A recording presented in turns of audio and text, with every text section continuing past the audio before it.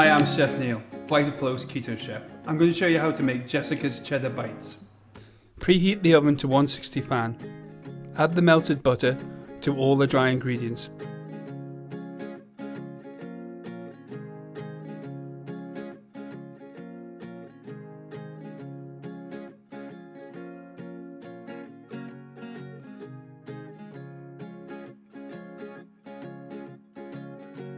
Mix to form a dough.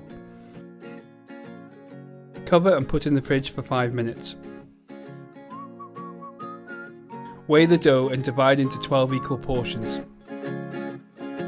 Roll each portion of dough into a ball and then flatten into a circular biscuit shape and place on a lined baking tray.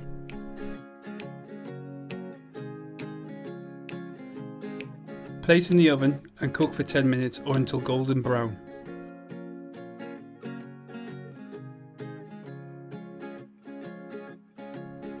Place on a wire rack to cool. Once they are cool, they should be nice and crunchy.